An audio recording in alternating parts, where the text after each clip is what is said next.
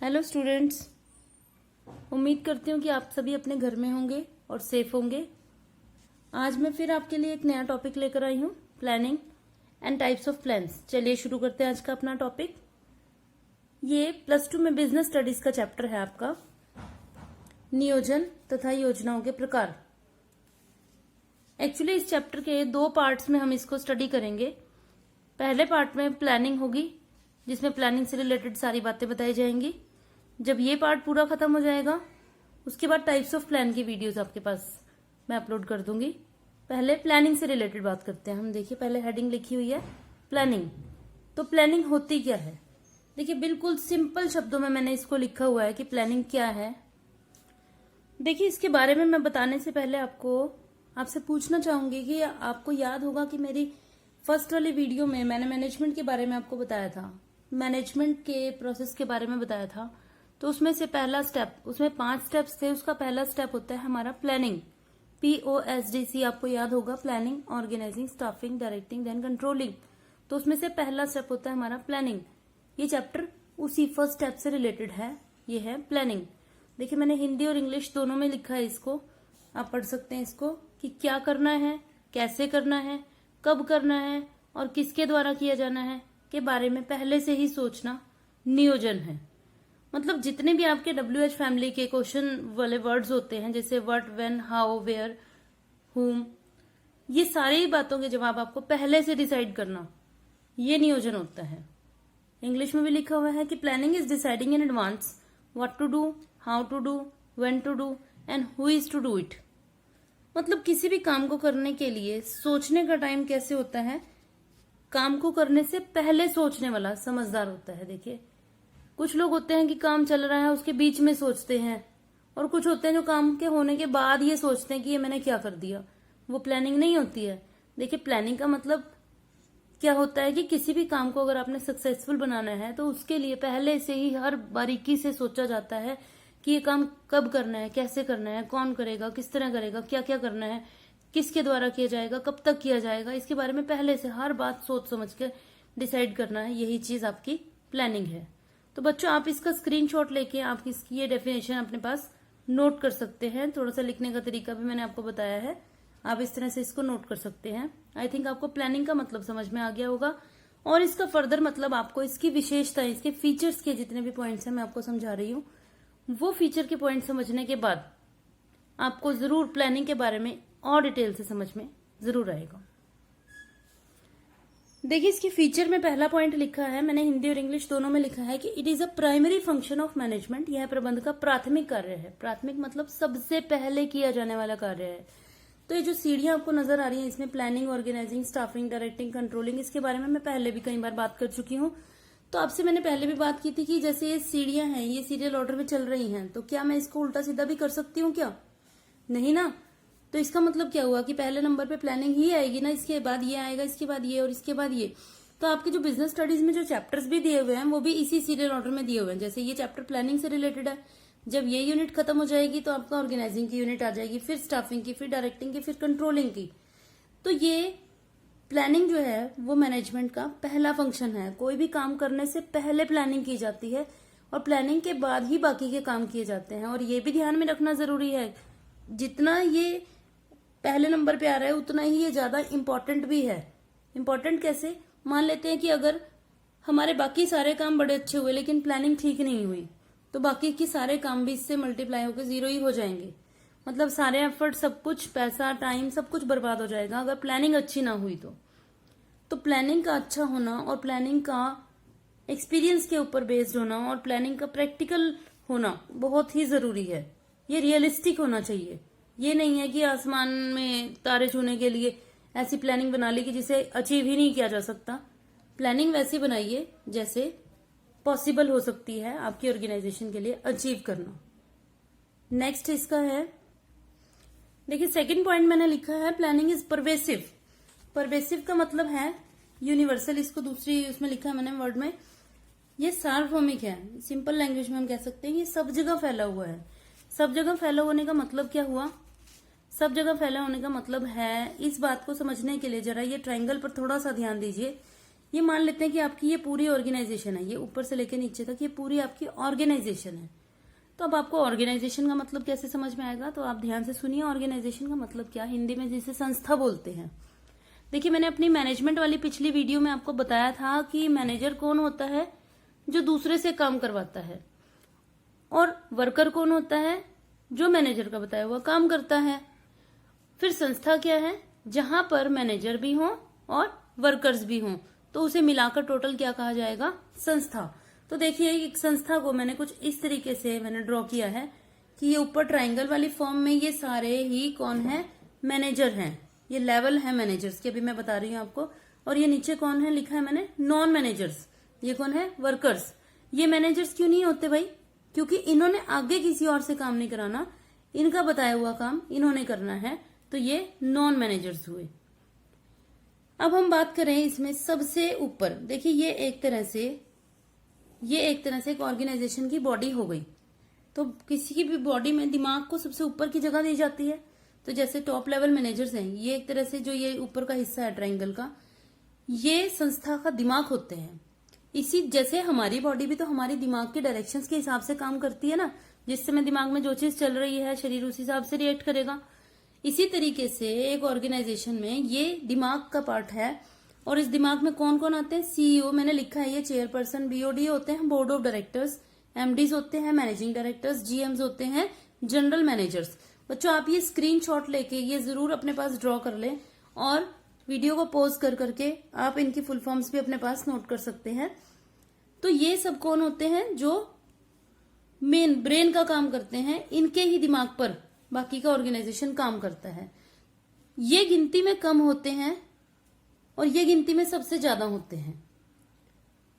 ये गिनती में कम क्यों होते हैं, क्योंकि ब्रेन जो होता है, हमें भी पता है हमारा ब्रेन जो होता है उसका वेट जो है पूरी बॉडी के वेट के अकॉर्डिंग सबसे हल्का होता है, लेकिन सबसे ज्यादा यूजफुल होता है। इसीलिए जो टॉप लेवल मैनेजर्स हैं, ये चेयरपर्सन, बीओडीज, एमडीज, जीएम्स, ये सारे मिलके आपस में बहुत सारी ऐसी बातें होती हैं जिसको डिसाइड करते हैं। मेन एक चीज डिसाइड करते हैं, ये कंपनी का ऑब्जेक्टिव, कि कंपनी का, संस्था का मकसद क्या है, उद्देश्य क्या है, उस उद्देश्य को डिसाइड करते हैं। और ये उद्देश्य रियलिस्टिक होना चाहिए, ऐसे ही नहीं कि कुछ भी डिसाइड कर लिया जाए। ये बहुत सारी ऐसी बातें होती हैं जिनको ध्यान में रख के संस्था का उद्देश्य डिसाइड करते हैं। फिर नीचे ये मैंने लिखा है HODs, HODs of different departments. HOD की फुल फॉर्म आप लिख सकते हैं अपने पास, हेड ऑफ डिपार्टमेंट्स। इसमें कौन कौन से डिपार्टमेंट्स आते हैं, जैसे हमारे फिंगर्स होते हैं, 5 फिंगर्स होती हैं, ऐसे हम ये डिपार्टमेंट्स भी याद रख सकते हैं। कौन कौन से होते हैं, purchase department, sales departments, marketing departments. मैं बार बार आपको कह रही हूँ कि आप नोटबुक लेकर बैठिए, जो जो मैं बोलती जा रही हूँ आप उसे नोट कर लीजिए। Purchase department, sale department, marketing department, personal department, finance department, ये सभी डिपार्टमेंट्स मिडिल लेवल मैनेजर्स कहलाते हैं। जो इनके डिपार्टमेंट्स के हेड होते हैं वो मिडिल लेवल मैनेजर्स कहलाते हैं। जो परचेज डिपार्टमेंट का हेड होगा वो परचेज मैनेजर होगा, वो सेल का सेल मैनेजर होगा, मार्केटिंग मैनेजर होगा, मार्केटिंग डिपार्टमेंट का हेड। देखिए, जितनी बड़ी संस्था होगी उतने ही लोग उसमें इन्वॉल्व होंगे।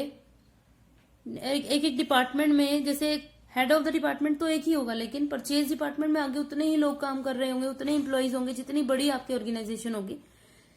उसके बाद हमारा नीचे आता है लोअर लेवल मैनेजर्स, जो डायरेक्ट वर्कर्स के लिंक में होते हैं। इनका मेन काम क्या होता है कि वर्कर्स से काम करवाना, वर्कर्स के काम पर ध्यान रखना, इसलिए इनका नाम क्या है, सुपरवाइजर्स और फोरमैन। सुपरवाइजर कौन होते हैं, जो सुपर प्लस विजन, मतलब जो ऊपर से ध्यान रखते हैं कि वर्कर्स किस तरह का काम कर रहे हैं, उन्हें कोई प्रॉब्लम तो नहीं आ रही है, उनके डायरेक्ट लिंक में रहते हैं।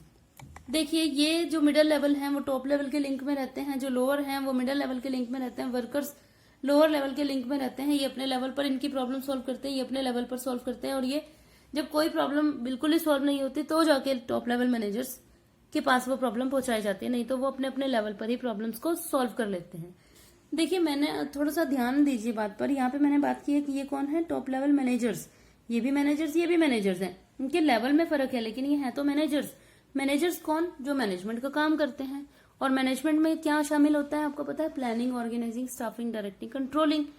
तो जब यहाँ मैनेजर सब जगह फैले हुए हैं तो मैनेजमेंट भी फैली हुई है, मैनेजमेंट फैली हुई तो प्लानिंग भी फैली हुई है। तो प्लानिंग इज परवेसिव, मतलब सभी को अपने अपने लेवल की प्लानिंग तो करनी ही पड़ेगी। काम इन्होंने इनसे कराना है, इन्होंने इनसे कराना है, इन्होंने इनसे कराना है, तो बिना सोचे समझे तो नहीं काम करा सकते ना, तो इनको अपने अपने लेवल पर काम कराना पड़ेगा। तो ये प्लानिंग इज ऑल परवेसिव, ये सब जगह फैला हुआ है। अब तीसरा पॉइंट, प्लानिंग इज कॉन्टिन्यूअस, यह लगातार चलती रहती है। लगातार चलने का मतलब होता है कि जैसे एक बॉडी को जिंदा रहने के लिए लगातार सांस लेने की जरूरत होती है, हार्ट बीट का लगातार चलते रहना जरूरी होता है। जहां हार्ट बीट रुक जाती है वैसे ही बॉडी डेड हो जाती है। इसी तरीके से जहां पर प्लानिंग रुक गई, समझो संस्था की सांस भी रुक जाएगी। मतलब प्लानिंग लगातार चलती रहती है। तो ये देखिए मैंने फिर से एक डायग्राम बनाया है, आप एग्जाम में भी इसी तरह से डायग्राम को बना के शो कर सकते हैं, आपकी प्रेजेंटेशन अच्छी हो जाएगी। प्लानिंग, ओ से ऑर्गेनाइजिंग, ये नंबर लिखे हुए हैं 3, स्टाफिंग, डायरेक्टिंग, कंट्रोलिंग। ये बार बार रिपीट हो रही है बात, शायद आपके दिमाग में बात फिट हो गई होगी। तो ये मैंने लिखे हुए हैं इसके पॉइंट्स, फिर से आप इसका स्क्रीनशॉट लेके अपने पास नोट कर सकते हैं कि ये देखिए क्या करा है मैंने। प्लानिंग के बाद ऑर्गेनाइजिंग, ऑर्गेनाइजिंग के बाद स्टाफिंग, स्टाफिंग की डायरेक्टिंग, फिर कंट्रोलिंग, और फिर दोबारा एरो मैंने प्लानिंग की तरफ लगाया। इसका मतलब यह है कि लगातार ये प्रोसेस चलता रहेगा। तो किन किन कंडीशंस में ये जो है प्रोसेस चलेगा? Number 1, new plans are formed after expiry of that previous plans, यानी कि पुराने पिछले प्लान्स पूरे होने के बाद नए अगले प्लान्स बनाए जाते हैं, क्योंकि आगे फ्यूचर भी तो है, इसलिए आगे फ्यूचर के लिए नए प्लान्स बनाए जाते हैं। नंबर 2, या इस कंडीशन में नए प्लान बनाए जाते हैं कि अगर पिछले प्लान्स, देखिए पहले वाले में क्या था कि अगर पिछले प्लान्स बड़े आराम से पूरे हो रहे हैं तो फिर फ्यूचर के लिए नए प्लान्स बनाए जाते हैं। दूसरी कंडीशन में अगर प्लान पूरे नहीं भी हो रहे तो भी प्लानिंग की जरूरत है। देखते हैं कैसे, कि अगर पिछले प्लान्स के पूरे होने में कोई भी अड़चन आ रही है तो नए तरीके से प्लान्स बनाए जाते हैं। मैं इसमें आपको एक छोटी सी एक तरह से एक एग्जाम्पल देती हूँ तो आपको बात समझ में आएगी। मान लेते हैं कि हम एक दीवार में कील ठोकना चाहते हैं, और 1 बार ठोकना चाह रहे हैं, 2 बार ठोक रहे हैं, 3 बार ठोक रहे हैं, वो नहीं ठुक रही है, कील बार बार टेढ़ी हो रही है, लेकिन हम जिद पे अड़े हुए हैं कि उस कील को वहां ठोक के ही रहेंगे। अब कितनी भी बार उस कील को वहां पर ठोक लो, वो टेढ़ी होगी, मुड़ेगी ही मुड़ेगी। क्यों? क्योंकि हो सकता है कि उस दीवार के अंदर वहां पर सरिया हो या कोई ऐसी प्रॉब्लम आ रही हो कि जिस वजह से वो कील अंदर नहीं जा रही है। हम अगर थोड़ी सी जगह चेंज करके कील को ठोकने की कोशिश करें तो कील बड़े आराम से अंदर चली जाएगी। मेरे से एग्जाम्पल से आपको ये बात समझ में आई कि हमें कई बार किसी काम को करने का तरीका थोड़ा सा चेंज करना होता है, तो यानी नए सिरे से प्लान बनाने पड़ते हैं। वो कब बनाने पड़ेंगे? जब आपके पिछले काम करने के तरीके में कोई गलती आ रही है तो हमें अपना प्लान थोड़ा सा चेंज करना पड़ सकता है। देखिए इसमें भी प्लानिंग की दोबारा जरूरत पड़ती है। फिर तीसरा हमारा आता है कि अगर बिजनेस के एनवायरमेंट में फास्ट चेंजेस आ रहे हों तो नए सिरे से प्लान तो बनाने पड़ेंगे। जैसे इस समय बिजनेस के एनवायरमेंट में कितने चेंजेस आ रहे हैं, कितना बड़ा चेंज आ चुका है कि सभी को ऑनलाइन काम करना पड़ रहा है, बहुत सारे ऐसे चेंजेस हैं। अगर हम ये कहें कि बदलते हुए एनवायरमेंट के साथ हम अपने आप को चेंज नहीं करेंगे तो क्या होगा? सब खत्म हो जाएगा। नहीं चेंज करो, कोई फर्क नहीं पड़ता, किसी और को थोड़ी फर्क पड़ेगा, उसी ऑर्गेनाइजेशन को फर्क पड़ेगा जो चेंज नहीं करेगी अपने आप को। अब नेक्स्ट इसका 4th इसका फीचर पर ध्यान दीजिए। Planning focuses on achieving objectives, यह उद्देश्यों को पूरा करने के लिए उन पर केंद्रित होता है। इसका थोड़ा सा सिंपल मीनिंग है कि सबसे पहले उद्देश्य डिसाइड किए जाएंगे, और जो प्लानिंग है जो किसके लिए की जाती है, जो उद्देश्य पूरे करने के लिए जो भी काम करने पड़ेंगे, प्लानिंग उसके हिसाब से होनी चाहिए। प्लानिंग को यही नहीं है कि बिना सिर पैर के कुछ भी प्लान कर दिया। प्लानिंग करते समय किसको ध्यान में रखा जाएगा? ऑब्जेक्टिव्स को, कि मुझे अचीव करना क्या है, हमें अचीव क्या करना है, कितने टाइम में करना है, कैसे करना है, उसके लिए ही हर छोटी से छोटी और हर बड़ी से बड़ी बात को डिसाइड किया जाता है। आपको मैं एक छोटा सा एग्जांपल देती हूँ फुटबॉल टीम का, तो आपको बहुत अच्छे से बात समझ में आ जाएगी। आप जानते होंगे सभी फुटबॉल टीम के बारे में, फुटबॉल की गेम के बारे में आप शायद जानते होंगे कि फुटबॉल की गेम कितने मिनट की होती है? 90 मिनट की गेम होती है। उसमें 2 टीम्स होती हैं, ये गोल होता है टीम ए और टीम बी। टीम ए का गोल क्या होता है कि उसको यहां गोल करना है, और टीम बी का यहां गोल करना है। तो जो इनके टीम्स के कोच होते हैं वो उन्हें जितनी भी प्रैक्टिस कराते हैं, जितनी भी हर 1 सेकंड की जो भी प्रैक्टिस वो कराते हैं, वो किसको ध्यान में रख के करते हैं? कि इस गोल को ध्यान में रख के करते हैं कि किसी तरह से भी आपका ये गोल अचीव होना चाहिए। इसी तरीके से एक संस्था होती है, उसमें जितने भी काम किए जाते हैं, जितनी भी प्लानिंग की जाती है, वो सारी किसके ऊपर बेस्ड होती है? ऑब्जेक्टिव्स के ऊपर बेस्ड होती है कि उस ऑब्जेक्टिव को किस तरह से अचीव किया जाए, क्या ये कौन सी इस तरह से प्लानिंग बनाई जाए कि हमारे जो ऑब्जेक्टिव्स हैं वो पूरे हो जाएं। तो ये आपका ये फोर्थ इसका फीचर हो गया। फिफ्थ पॉइंट आपका प्लानिंग इज फ्यूचरिस्टिक। फ्यूचरिस्टिक मतलब फ्यूचर से रिलेटेड। नियोजन जो है वो भविष्य से संबंधित है। भविष्य कैसा होता है, देखिए दो तरह का कल होता है, एक आने वाला कल, एक बीत गया कल। ये देखिए जो डायग्राम मैंने आपके सामने बनाया है, फर्स्ट स्टेप बार बार मैं स्टेयर्स बना देती हूँ। देखिए फर्स्ट स्टेप है ये प्लानिंग, फिर ये दूसरे तीसरे चौथे फिफ्थ नंबर पे होती है कंट्रोलिंग। तो ये देखिए मैंने एरो लगाया है, इसका ये मतलब है कि प्लानिंग जो है वो आने वाले कल से संबंधित होते हैं कि फ्यूचर में आने वाले कल में क्या क्या हो सकता है उसके बेस पर प्लानिंग की जाती है। लेकिन जो कंट्रोलिंग होती है इसमें मैंने बैकवर्ड इसका एरो लगाया, इसका ये मतलब होता है ये बीते हुए कल से रिलेटेड होता है। यानी कि जो काम किया गया है उसको देखा जाता है कि वो काम सही किया गया है या नहीं, वो प्लानिंग के अकॉर्डिंग है या नहीं। इसकी बाकी डिटेल्स आपको कंट्रोलिंग वाले चैप्टर में मिल जाएगी। अभी फिलहाल हमारा प्लानिंग का चल रहा है, तो प्लानिंग हमारी इस बात से समझ में आपको आ रहा है कि ये फ्यूचर से रिलेटेड होती है। देखिए थोड़ा सा मैंने इसके लिए लिखा भी है कि भविष्य में, ये जो मैंने आपको एनवायरमेंट वाली वीडियो में बताया था, प्लस्ट पॉलिटिकल, ये देखिए ऐसे सोशली उल्टे सीधे लिख दिया मैंने, बट आप प्लस्ट की सीरियल में भी लिख सकते हो। पॉलिटिकल, लीगल, इकोनॉमिक, सोशल और टेक्नोलॉजिकल एनवायरमेंट में जो भी चेंजेस आने की संभावना हो उसके लिए पहले से प्रेडिक्शन लगाई जाती है, अंदाजा होता है। देखिए जो पर्सन जितना ज्यादा एक्सपीरियंस्ड होगा उसको उतना ही ज्यादा अंदाजे भी होते हैं, उतना ही घिसा होता है वो इंसान, इसीलिए उसके एक्सपीरियंस के ही तो उसको इतनी सैलरी मिलती है। उसी एक्सपीरियंस के बेस पर आप देखिए काम करने के तरीके में बड़ा फर्क होगा। एक बिल्कुल न्यू है, फ्रेशर है, जिसका अभी अभी स्टडीज पूरी हुई है, उसके काम करने के तरीके में और एक 20-25 साल पुराने घिसे हुए बंदे के करने के तरीके में बड़ा फर्क होता है। तो आप ये देखिए कि फ्यूचर में आने वाली संभावनाओं को पहले से ध्यान में रखकर प्लानिंग की जाती है। और देखिए कभी भी प्लानिंग जो होती है ना, वो कभी भी एक बिना एक्सपीरियंस वाले पर्सन की प्लानिंग सक्सेसफुल होना इतने चांसेस नहीं होते। लेकिन एक घिसे हुए इंसान जो बिल्कुल अपने काम से बिल्कुल रिलेटेड है, एक्सपीरियंस्ड है, वो बहुत रियलिस्टिक प्लानिंग बनाएगा और उसको ध्यान में रखकर ही बनाएगा जो फ्यूचर में आने की संभावनाएं होती है चेंजेस में। तो planning is related to future, यानी फ्यूचरिस्टिक है, फ्यूचर से संबंधित है। सिक्स्थ पॉइंट है हमारा प्लानिंग इन्वॉल्व्स डिसीजन मेकिंग। यह निर्णय लेने को शामिल करता है। देखिए डिसीजन मेकिंग का ये मतलब नहीं होता कि किसी चीज का डिसीजन हमें हाँ में ही लेना है। देखिए decision can be in yes और no, both involves in planning. यानी कि किसी चीज को एक्सेप्ट करना है तो वो भी डिसीजन है, और किसी बात को रिजेक्ट करना है तो वो भी डिसीजन है। तो प्लानिंग में यही सब तो होता है, डिसीजन ही तो लिए जाते हैं कि हाँ ये काम किया जाना है और ये काम नहीं किया जाना। और ऐसा क्यों, कौन सी कंडीशन में होता है, जिस कंडीशन में हमारे पास ऑप्शंस होती हैं उसी कंडीशन में हमें डिसीजन लेना पड़ता है कि ये काम ऐसे करें या ना करें, वैसे करें या ना करें। जैसे हम एग्जाम्पल ले सकते हैं कि जैसे एक इलेक्ट्रिक कंपनी को अपनी सेल इंक्रीज करनी है, तो वो ये डिसीजन ले सकती है कि वो सपोज करते हैं कि वो खाली वॉशिंग मशीन बनाने का काम करती है, तो उसने आगे डिसीजन लेना है कि अगर सेल बढ़ाना चाहती है तो उसे टीवी, फ्रिज, एसी, कूलर ये सब भी बनाने हैं। ये डिसीजन हाँ में भी हो सकता है और ना में भी हो सकता है। तो डिसीजन जो है वो दोनों कंडीशंस में हो सकता है। तो जैसा भी कंडीशन हो, हर कंडीशन को प्लानिंग में इन्वॉल्व किया जाता है। तो आज के लिए इतना ही। आज मैंने आपको प्लानिंग का मीनिंग समझाया है और इसके फीचर्स समझाए हैं, जो कि 6 हैं टोटल। अगली वीडियो में मैं आपको प्लानिंग की लिमिटेशन समझाऊंगी। उम्मीद करती हूँ कि ये छोटे छोटे टॉपिक आपको काफी अच्छे से समझ में आ रहे होंगे। तो कमेंट बॉक्स में आप मुझे जरूर लिखकर बताया कीजिए कि आपको अगर कोई कमी लगती है या कुछ अच्छा लगता है तो प्लीज मेरा भी हौसला बढ़ाइए, ताकि मैं भी आपको मोटिवेट होने के बाद अच्छे से और अच्छे से काम करा सकूं। तो thanks for watching and keep subscribing. Thank you.